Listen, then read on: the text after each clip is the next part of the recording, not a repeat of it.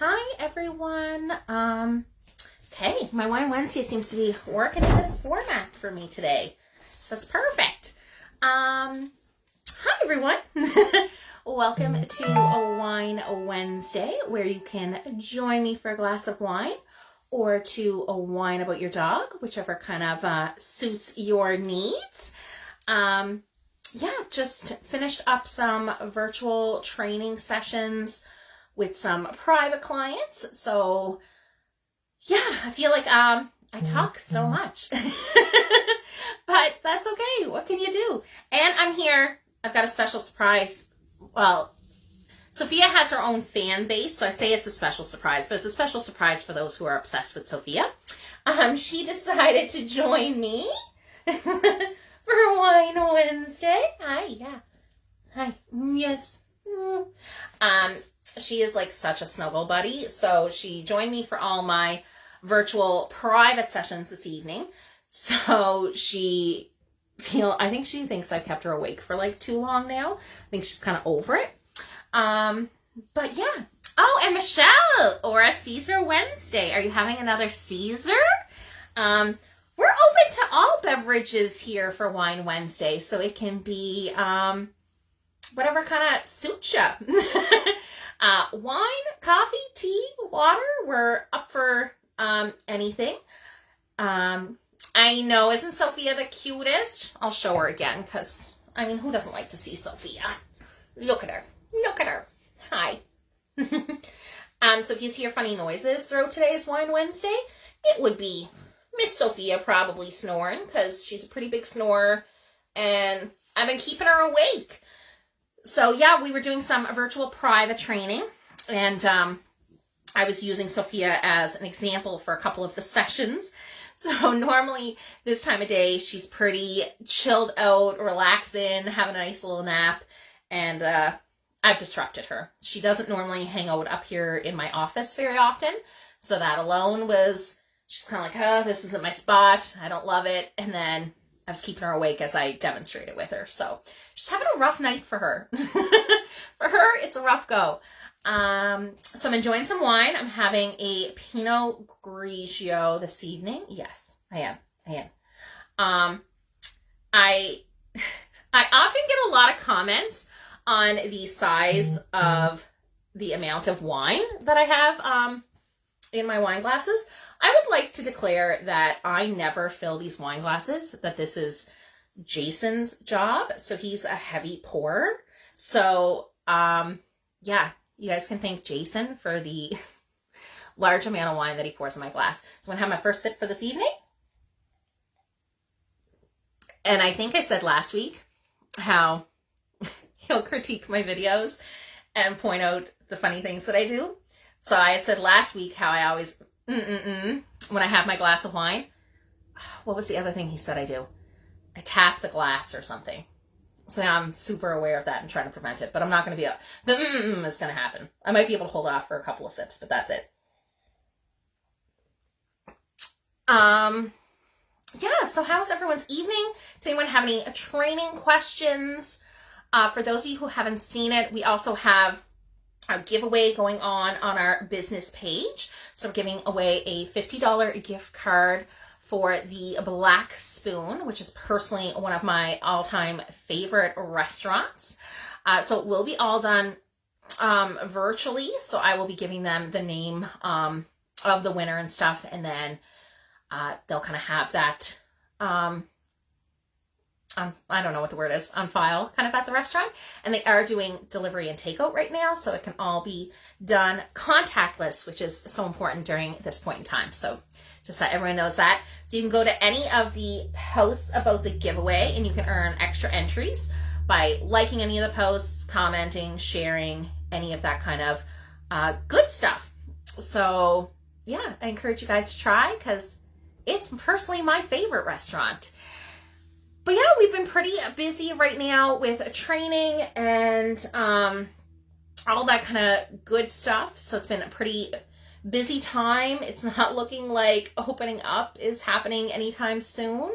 So we do miss, of course, seeing people in person, but we have been, enjoying doing some Q&A sessions with clients and what else? And then of course, like virtual private training. So we've at least still gotten to connect with people. And then of course our social media page. We love when people, you know, send us pictures and videos of the things they're working on. So it makes this time a little bit easier because we at least get to be involved with what we love. So let me see here. Jerry, how can I get my dog to start barking at every single thing? Morning, night, inside, outside.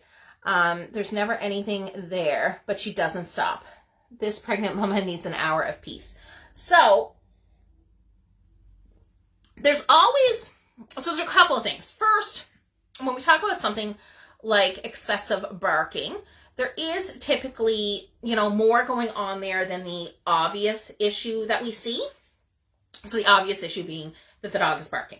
But typically we need to kind of reevaluate the relationship between the owner and the dog.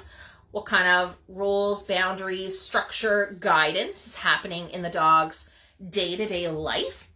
And then through that, we're able to overcome issues. So we want to look at how much freedom does the dog have? What are they allowed to do? What other potential like discomforts do they have? And coming up with ways to give them as much structure as you can. So that can include, you know, kennel training, place command, anything along that. Leash and collar in the house is a big thing that I recommend to people so that you can give them guidance and kind of offer a correction if they're not paying attention or, you know, difficult to handle, anything along those lines. So that's something that I will often recommend. But one of the first steps is kind of taking that look at the day-to-day interactions, structure that the dog has. And when we talk about something like the place command, which there are all kinds of fabulous videos out there on the place command, that command is about teaching the dog to be calm on command. I didn't want to overuse the word command, but there was no other way around it. So we're teaching them to be calm on command, and we're basically teaching them to do nothing. So when they're constantly barking at things, their mind is in a heightened state and they don't know how to do just nothing. So that's a very important one, teaching them to be calm on command, teaching them to do nothing, and correcting the behavior when you see it. So offering them a correction and redirecting them into what you'd rather they be doing. So I know there was a kind of a lot said there, but it's because there is a lot more to it than just correcting the barking. The barking is one example of how they feel and view the world. So especially when you're mentioning like barking at every single thing, you don't just have barking at the mailman or something like that. And as you mentioned, even barking when there's nothing there and not stopping. So that's where we need to look at the whole relationship and what structure we can kind of create for them. So I hope that helps a little bit. I know it was a little bit more of a babble because there's a lot more there to unravel. So I hope that makes sense, Jerry. So besides that, does anyone else have any questions? What's happening with you guys? Or what kind of beverage are you enjoying? Wine, coffee, anything? And how is everyone surviving lockdown? Perfect, Jerry. I'm glad that helps. Yeah, just kind of, I always tell people to take a step back and reevaluate, just like you would with a person. Take a look at the relationship you have with the dog and what needs to be changed or grown on or adjusted. And that can make a really, really big difference. So yeah, we've been kind of keeping busy. I will tell you guys, I did just order. Well, I guess it's not technically ordered yet. I did just request an order for some new equipment for my Life Skills and Beyond class. So I'm pretty excited about that. So Life Skills and Beyond is a group session that we do. It's our next level training. And there's a lot of focus in that about mental stimulation and calmness in the dogs and things like that. So I won't tell you exactly what I ordered, but I'm really not good at keeping secrets, so I'll probably blab it over the next few weeks, especially if we don't get released soon, because I'm not good at holding back secrets, but I'm super excited. I kind of made a little bit of an investment on some additional equipment that will help work those dogs' brains and therefore, mentally stimulate them, confidence boosting, all of that kind of good stuff. I often in that class use some makeshift type things that will do the same thing, but now I bought some more professional stuff. So I'm excited about that. I'm excited to show that to everyone. And I guess if lockdown keeps up, I likely would probably start demonstrating with some of my own dogs in video because I get too excited about things. But yeah. There's my... So yeah, that's something exciting that we had going on this week. We kind of placed an order for that. And confidence boosting and mental stimulation is a really good thing for people to kind of look at and consider for their dog. Even there in the question that we just received there a minute ago, it's really valuable in helping to create a happy, healthy, well-balanced, calm dog. So confidence boosting exercises or mental stimulation is anything that, what's the word that I want, that doesn't maybe come naturally to them. So for every dog, that's going to be a little bit different. So for some dogs, it might be walking on different surfaces. So you might have a dog that's never walked on, wood, a patio before, or a boardwalk, or maybe it's never seen water before, or sand, gravel. We often have people who travel a couple of hours to come train with us. So some people who live a little bit more rural. So we often run into a lot of people who, their dogs never walked on pavement before. They, live on a dirt road, live in a rural area. So those can be good starting points for mental stimulation. And then just looking at anything that kind of confuses them for a second, makes them hesitant, and that you can help them work through it. So that can be jumping over something, sitting on something specific, climbing under something, climbing over something. So if you kind of scroll back on our pages, you'll often see a lot of pictures or videos of us like up on benches or picnic tables and different things like that. Why it's confidence boosting is often when you first introduce it to the dog, you'll see that hesitancy. So the picnic table is a great example. When we do the picnic table, you'll always have the dog that will go over it super great. And then when you go to go under, they're like, oh, I don't understand. I just went over. So they really struggle climbing underneath there and doing that. So that's, once you kind of get through that first time and they realize nothing bad happened, this was no big deal, the next time is easier and the time after that is easier. And that's confidence boosting. So they learn to trust in the guidance that you're giving them and they become more comfortable. So Carrie, when is your next puppy class and what age do they need to be? So for puppies, we work with puppies as young as 9 weeks of age. So we're big believers in starting young with your dog. We also work with dogs as old as 12 years old. So we're not discriminatory in age in any capacity, but it can be, a benefit to you to start young or as young as you can. In terms of when the next puppy class is, we are, of course, in lockdown right now. So we're not open to in-person training right now. We are doing some virtual private type things or Q&As with our existing clients, but we're not actively, setting up in-person sessions. And I haven't even considered the next start date. I have been taking names for people who are interested in the next group class.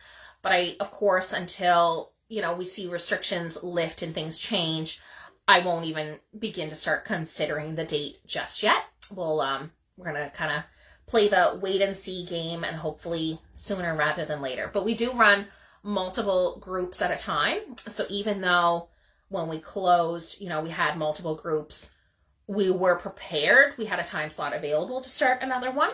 So we'll probably do that pretty quick once we reopen. So to answer that question, Carrie, so hopefully sooner rather than later, but lockdown is definitely affecting that. So yeah, good question. And we can't wait to be back in person with everyone again. We're so looking forward to it.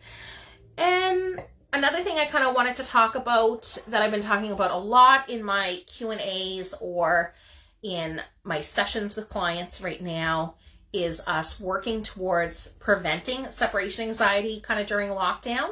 I think I might have touched on it a little bit during last week's Whine Wednesday, but I've been talking about it so much, maybe I didn't. And it's just important for us during this time to make sure we've got some separation between us and the dogs to prevent kind of separation anxiety. So that can be kennel training, coming up with ways to do things separately. Maybe you have multiple dogs, walking one and then walking the other. We don't want it to be that they become so dependent on us during this period of time. And that's something that we definitely saw during, the initial lockdown over a year ago, is a lot of dogs came out of that with some severe separation anxiety because we were just home and we were with them all the time. So definitely think of ways to do that. But yeah, I hope everyone is having kind of a great evening, not kind of a great evening, a great evening, a great week. And we will hop on here next week for Whine Wednesday. So thank you guys for joining us. If you're watching the video later, you can give us kind of a like or a comment. We still pay attention afterwards. And as well, and some of the questions, I make note of those for future Whine Wednesdays as well, of course. And additionally, we upload the video to our YouTube page later. So thank you guys for kind of hopping on here for a little hot minute with us and letting us know what's up with you guys. We love connecting with you all. And we will be back next week for next week's Whine Wednesday. Have a great night, guys. Bye.